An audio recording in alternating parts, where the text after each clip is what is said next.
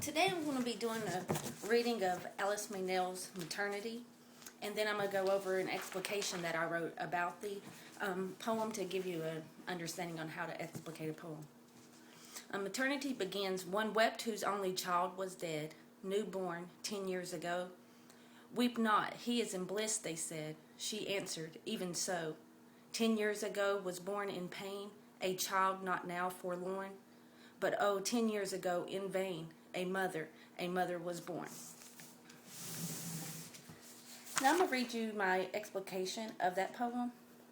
In Maternity, Alice Meynell illustrates the contrast between maternal love and society's view on that love in the late Victorian period.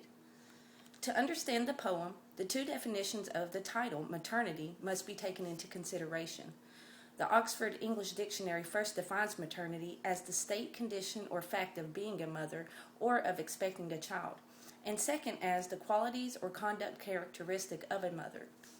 By applying the definitions to the choice of using the word as a title, it is implied that Meynell wrote the poem in an attempt to define the concept of motherhood.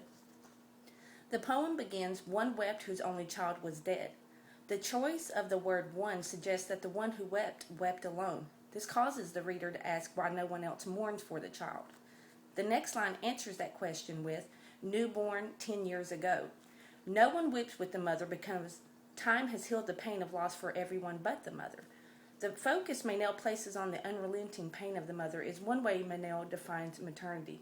She is forcing the reader to see that maternal love is not easily extinguished. The words newborn are a play on words capitalizing on its two meanings. The first meaning would be an infant, signifying that the baby died in infancy. In the second meaning, newborn refers to regeneration or rebirth after death.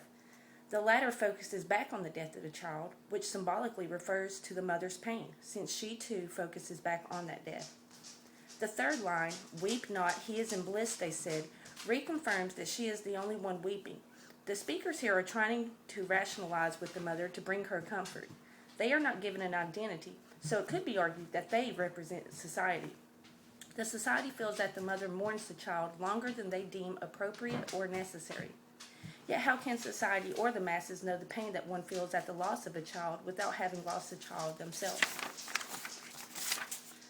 By taking into account the definition of maternity and how it relates to the poem, the reader can see the contrast between what society views as the conduct characteristic of a mother and the actual conduct of the mother. In other words, the poem illuminates the pain a mother feels at the loss of a child in contrast to how society thinks she should feel. That's the end of the explication. It gives you a little bit of an idea on how to explicate a poem in the future. So, good luck, guys.